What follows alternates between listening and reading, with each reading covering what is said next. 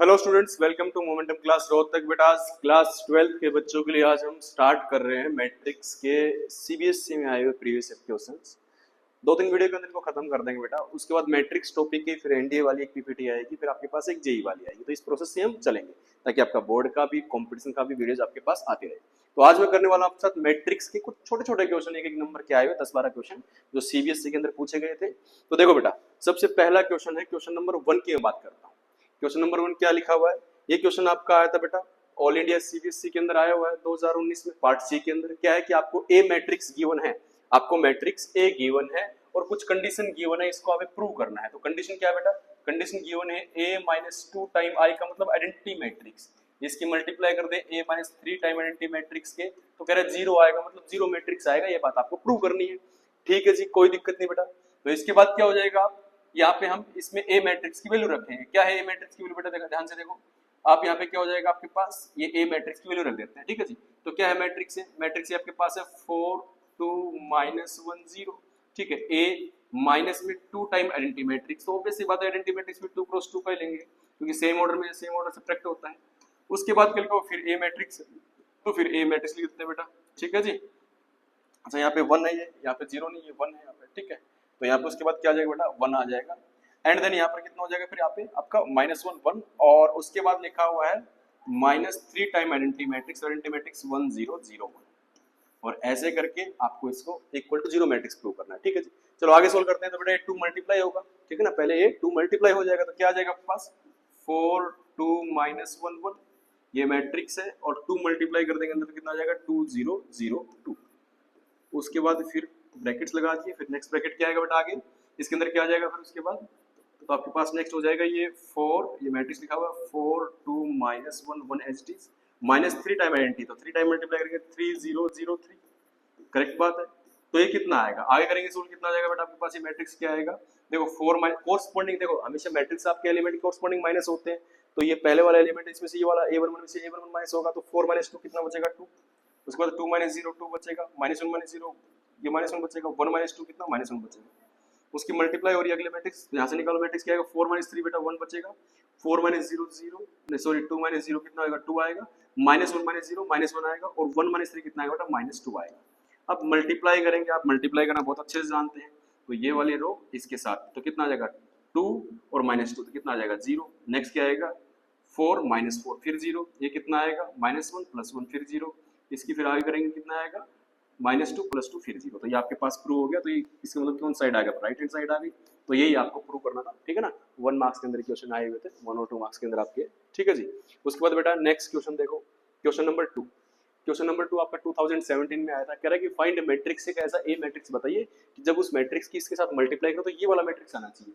बात सही है। देखो बेटा, तो सिंपल क्या हो जाएगा आपके पास, तो आप ना अब देखो ऑर्डर देखो, आप इसका ऑर्डर कितना है, इसके अंदर बेटा 3 रो है, इस मैट्रिक्स के अंदर कितना 3 रो है, पहले वाले के अंदर क्या 3 रो है, और आपके पास 2 कॉलम्स, और जो ऑर्डर आ रहा हो क्या रिजल्टेंट ऑर्डर क्या आ रहा है, उसके अंदर भी क्या आ रहा है 3 रो आ रही है 2 कॉलम आ रहे हैं।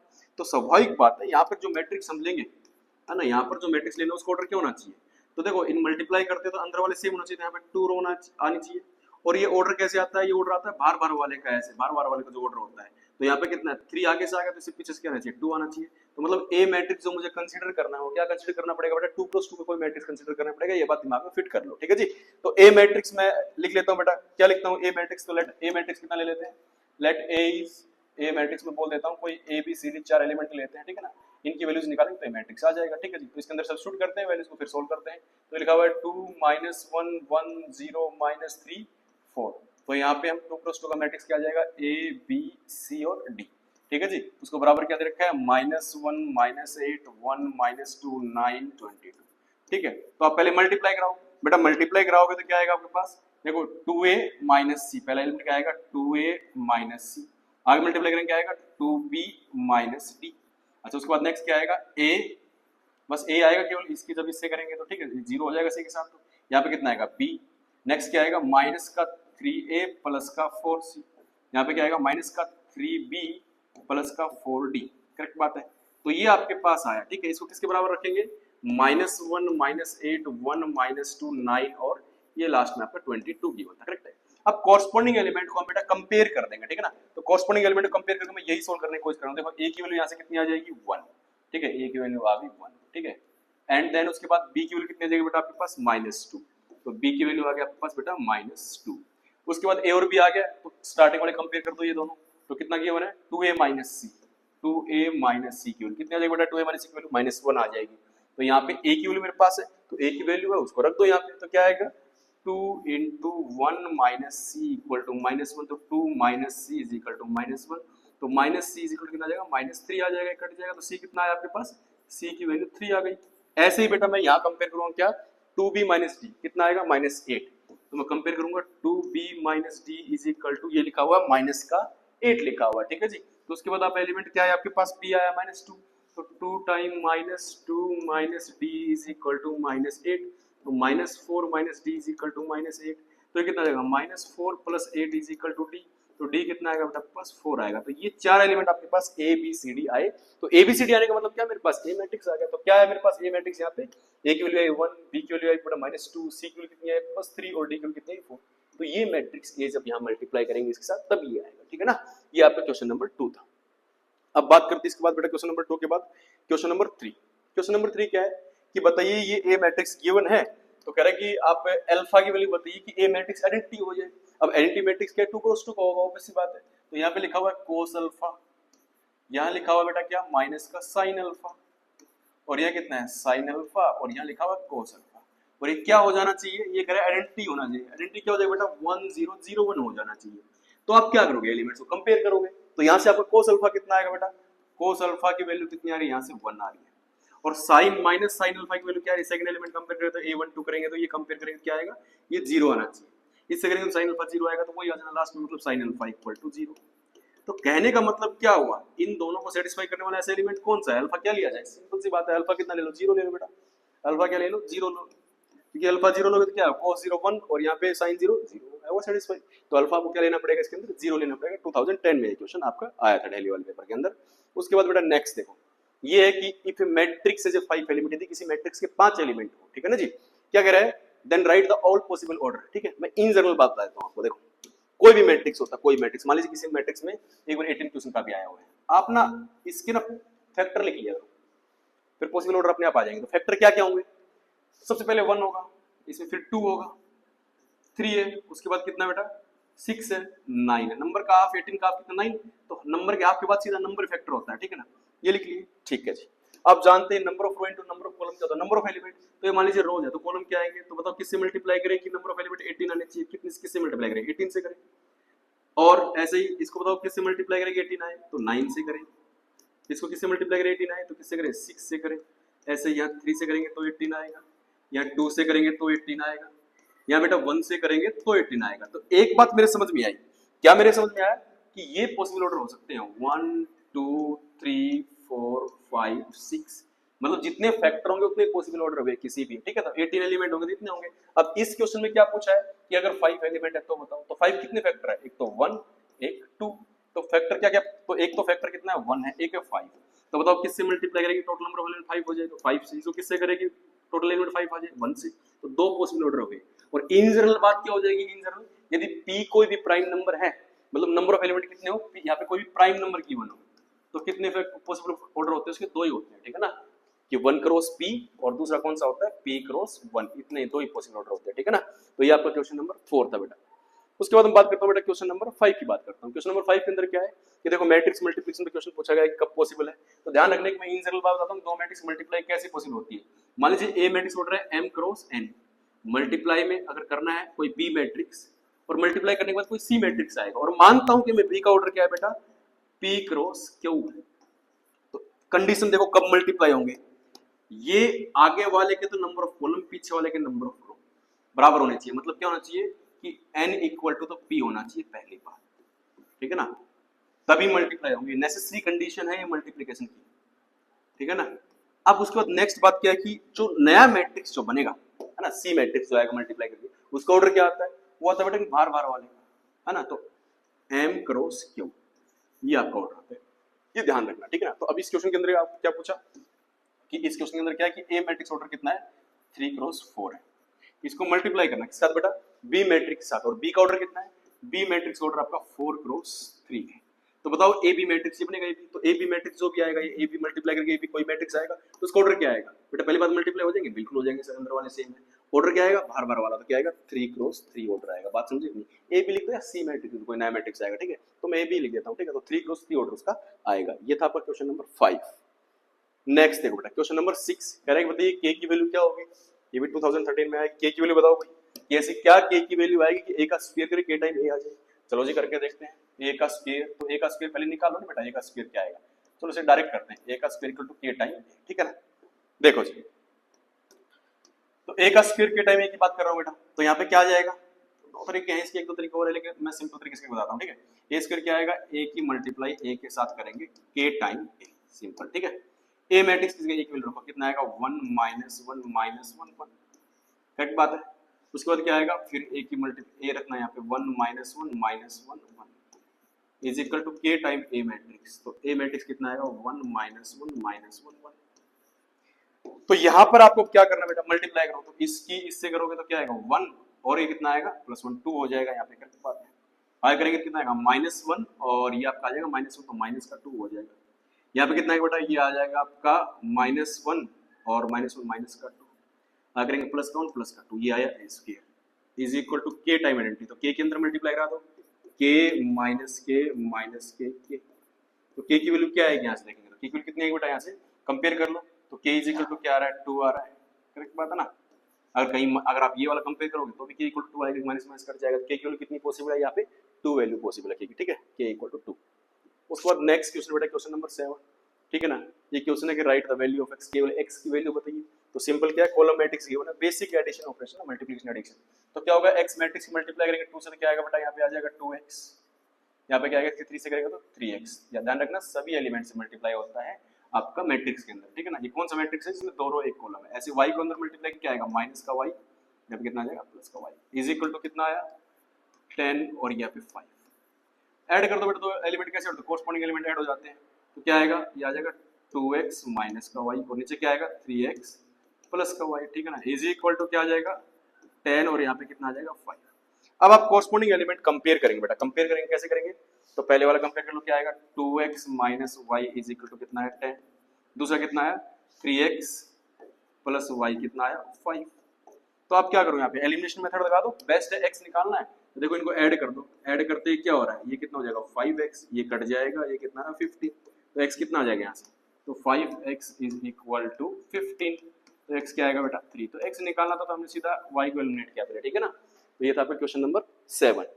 उसके बाद बात करें बेटा क्वेश्चन नंबर 7 के बाद क्वेश्चन नंबर 8, क्या है क्वेश्चन नंबर 8, क्वेश्चन नंबर 8 कह रहा है कि आप एक काम कीजिए सिंपल, कोई आपके पास ये मैट्रिक्स की नोटेशन है बेटा, 3x3 का मैट्रिक्स बनाना है, ठीक है ना, ये एलिमेंट, तो 3x3 का मैट्रिक्स कैसे होगा, तो आप लिख देंगे लेट ए मैट्रिक्स ले लेंगे, लेट ए मैट्रिक्स क्या लेंगे 3x3 का, लो सर a11 a12 a13 ये एलिमेंट ले लिया, आगे a21 a22 a23, ऐसे ही a31 a32 a33 ये आपने एलिमेंट ले लिया, ठीक है ना। अब इन एलिमेंट्स की बेटा आपको क्या निकालनी, वैल्यूज निकालनी, कैसे निकालोगे वैल्यू बेटा, इनकी वैल्यू निकालने तो कैसे निकालेंगे आप, सिंपल देखें ना aij के बीच में कैसे रिलेशन आती है, यहाँ से गिवन है, ठीक है ना, इसका यूज करें, aij क्या है modulus of i minus j by 2, ठीक है ना बेटा, तो a11 निकालते हैं एलिमेंट, तो ये रिलेशन है aij की वैल्यू कैसे आती है, aij एलिमेंट की mod of i minus j by में 2, तो सिंपल बेटा a11 निकालेंगे, तो क्या आएगा a11 एलिमेंट ij की जगह 1 1 रखो, तो कितना आएगा मोड ऑफ 1 माइनस